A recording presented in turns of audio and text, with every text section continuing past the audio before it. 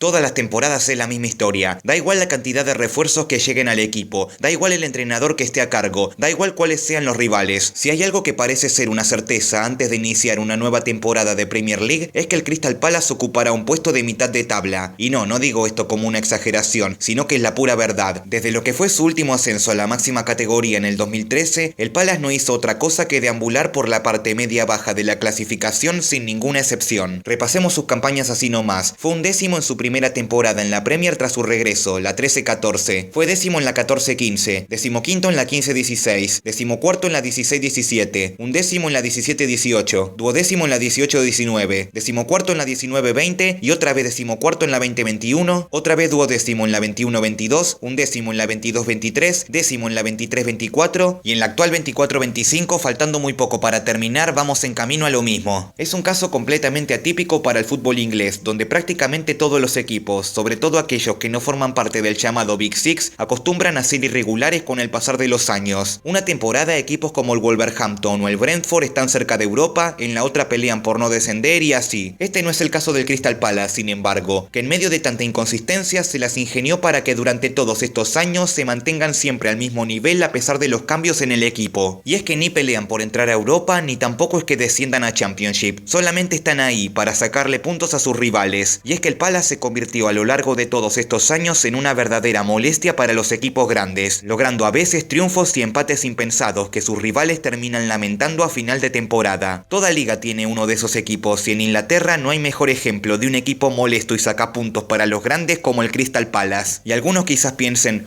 pero qué aburrido debe ser hincha de este equipo, ¿no? Nunca pelean por nada, solamente están ahí para cumplir con la temporada y ya está. Y ahí es donde esas personas se equivocan. Primero porque si fuiste hincha del Palace durante toda la vida y si vas domingo a domingo a ver jugar al equipo, nunca te vas a aburrir, porque no hay nada más entretenido que ir a la cancha a dejar atrás las preocupaciones de la semana. Segundo, porque más allá de que peleen o no por nada, cada partido es una nueva historia y no hay mejor satisfacción que ganarle a uno de los grandes contra todo tipo de pronóstico. Y por último, y quizás como lo más importante, el mantenerse de forma exitosa y casi sin sobresaltos en una de las ligas más difíciles del mundo, con tantos rivales repletos de superestrellas y de presupuesto grande, tiene un mérito enorme. Uno que quizás pase desapercibido, porque siendo honestos, ¿quién le da importancia a lo que pasa en mitad de tabla? Es normal, yo quizás te pueda nombrar de memoria qué equipo fue campeón en tal temporada y qué otro salió último, pero no te puedo decir sin tener que buscar información quién fue el que salió decimotercero hace 2 temporadas, por ejemplo. Entonces, ¿quién va a hablar sobre el Crystal Palace más allá de lo que es su propio entorno y sus fanáticos? No interesa, no vende, no llama la atención, pero por ese tema es que ignoramos casi por completo que hay un equipo que está fuera del Big Six y sin llegar a ser de los más valiosos de la Premier en cuanto a plantilla, llevando ya 12 años manteniéndose y siendo ultra constante en una de las ligas más difíciles. Es un mérito invisible, pero mérito al fin. Si hasta en esta última temporada 2 equipos grandes como el United y el Tottenham están en los puestos 16 y 17 de la tabla, desde que ascendió el Crystal Palace nunca llegó a ocupar esas 2 posiciones, lo mínimo que llegó fue al 15º, y nunca antes en la historia las Águilas habían permanecido tantas temporadas de forma consecutiva en la primera división. Los hinchas más jóvenes del equipo, que empezaron a ver fútbol desde 2013 en adelante, nunca vieron a su equipo jugar en segunda, cosa que no le sucedía por ejemplo a sus padres y abuelos. Y es que así de constante como lo vemos, la realidad es que el Palace oculta un pasado bastante complicado, siendo un equipo ascensor que subía y bajaba categorías entre lo que era el siglo pasado y lo que fue el comienzo de este, y su anterior etapa en la Premier League fue un gran ejemplo de eso. Subieron para la temporada 2004-2005, quedaron decimoctavos y descendieron rápidamente a la Championship, y lo que vendría sería aún peor. Los finales de los 2000 fueron años muy difíciles para el club, donde el rendimiento deportivo no solamente entró en caída, sino también el aspecto económico. En la temporada 2009-2010 el Palace quedó en el puesto 21 de la Championship, a solo 2 puntos de bajar al League One, habiéndole sido descontados además 10 puntos durante el transcurso. Y en la siguiente 2010-2011 fueron vigésimos una vez más muy cerca de la zona roja. Fuera del campo el club también era un caos, entrando en una crisis económica que lo dejaba al borde de la quiebra. Era todo decepción en las Águilas, el equipo iba camino al descenso a tercera y ante una posible desaparición, pero cuando un club está tocando el fondo siempre hay algo que lo sostiene y que impide que la situación resulte ser todavía peor. Siempre hay algo que puede salvar el equipo, y esos son por supuesto los hinchas. Si el Crystal Palace se salvó en aquella ocasión fue en gran parte por el apoyo de sus fanáticos que hicieron todo lo que pudieron para mantener el club a flote. Y precisamente en 2010, un grupo de seguidores al mando del empresario Steve Parish se hizo con el Palace en el momento más crítico. político. Es así como a partir de allí empezó la reconstrucción del Crystal Palace. Todo lo que vendría a partir de ahora iba a ser mejor, tanto deportiva como económicamente hablando. En la temporada 2011-2012 quedaron en el puesto 17 de la Championship, ya bastante más lejos del descenso a League One, siendo un importante primer paso. Y en la siguiente 2012-2013 el Palace mejoró todavía más, y esta vez fue protagonista peleando arriba por el ascenso a Premier League. Al final quedaron quintos con la suma de 72 puntos. Esto ya de por sí era un avance notable con respecto a los torneos anteriores, pero además, dicha campaña se terminó coronando con un ascenso mediante el playoff, derrotando en las semis del mismo al Brighton y en la final al Watford, para ser así el tercer equipo ascendido a la Premier League para la siguiente 2013-2014. Y pese a ser en un principio un candidato firme a pelear por la permanencia, ya desde la primera temporada que el Crystal Palace dio muestra de que no iba a ser tan fácil mandarlos de vuelta a segunda, y como se dijo, el equipo quedó en la 11ª posición en aquella 13-14, y de esta forma se superó la primera prueba con creces. Tras haberse mantenido en aquel primer campeonato, era necesario consolidar las bases para quedarse el mayor tiempo posible en primera división. Si le preguntan a un hincha en aquel momento si pensaba que el equipo iba a mantenerse por las siguientes 12 temporadas, no se lo hubiera creído, porque claro, solían ser un club ascensor que no se quedaba por mucho tiempo en primera. Tras otro par de años esquivando exitosamente el descenso, desde el club sabía que si no ingresaba un mayor capital no iban a poder quedarse por mucho tiempo más en primera. Es así que en 2015 Steve Parish llegó a un acuerdo con los empresarios norteamericanos Josh Harris y David Blitzer para que cada uno se haga con el 18% de las acciones del club. Ambos también ya tenían la experiencia al mando de otros clubes de básquet, béisbol y fútbol americano, y la verdad es que teniendo en cuenta de los antecedentes de empresarios del país de las barras y las estrellas al mando de clubes del fútbol inglés y europeo en general, podemos decir que dentro de todo a las Águilas le fue bastante bien de momento. Con la llegada de un mayor capital al equipo del sur de Londres se mejoraron las instalaciones, se trabajó con mayor enfoque en la cantera y se incorporaron poco a poco jugadores que hicieron que el Palace pueda mantenerse sin grandes inconvenientes en la categoría más alta del fútbol inglés. Sin dudas el futbolista más destacado del equipo durante este tiempo fue el marfileño Wilfried Zaha, producto de la propia cantera del Palace y que supo jugar casi 300 partidos con la camiseta de las Águilas hasta su partida al Galatasaray en 2023. También desde el club se anunciaron planes para renovar el Selhurst Park, el estadio donde el Palace juega sus partidos desde 1924, con la intención de aumentar su capacidad de 25.000 a 34.000 espectadores, aunque este proyecto de momento no se pudo llevar a cabo en gran parte por la llegada de la pandemia que obligó a retrasar todo. La idea sigue en mente de todos modos. Y ya que hablamos de la época de pandemia, por aquellos momentos de aislamiento donde los encuentros se jugaban a puertas cerradas, muchos equipos, particularmente aquellos que no forman parte del lote de los grandes, sufrieron varias consecuencias en el aspecto económico y las Águilas no fueron la excepción. Por eso es que por aquel tiempo desde el club decidieron enfocarse en mejorar todavía más la cantera para sacar buenos proyectos de cara a las próximas temporadas. De paso y para mantenerse a flote en el aspecto económico, en 2021 llegaría al club otro empresario norteamericano, uno más conocido en el ambiente del fútbol como John Textor, sí, el mismo del Olympique de Lyon y del Botafogo, por ejemplo. Con la llegada de todos estos empresarios en los últimos años, el rol del que es presidente del equipo desde 2010, Steve Parish, se fue reduciendo poco a poco, pero todavía sigue siendo la imagen principal del equipo y quien después de todo inició la reconstrucción para que el Palace se pueda mantener a lo largo de todas estas temporadas. Así que a pesar de tantas dificultades que se le presentaron en el camino, el Crystal Palace logró superarlas a todas y consolidarse firme en la elite del fútbol inglés. Habiendo hablado ya del tema institucional, ¿qué hay de lo deportivo? ¿Hay alguna clave para que este equipo se pueda mantener de forma constante a diferencia de otros clubes? Bueno, la filosofía del Palace es una que aplicaba mucho también el amigo Mostaza Merlo, la de ir paso a paso. El equipo año tras año se la juega, sí, pero tampoco es que arriesga demasiado, no pisa a fondo el acelerador. La clave del Palace en todo este tiempo y que le dio tan buenos resultados a la larga es en hacer movimientos en el mercado, pero siempre con su debida cautela, porque muchos clubes chicos, entre comillas por decirle de algún modo, cometen el error de arriesgar demasiado en algunas decisiones, y si bien muchos de ellos tuvieron un relativo éxito en el corto plazo, a la larga inevitablemente terminan sufriendo las consecuencias y bajan su nivel, muchos incluso descendiendo a segunda división. El Palace en cambio juega sus cartas sabiendo que un movimiento de más puede ser crucial. ¿Esto es bueno o es malo?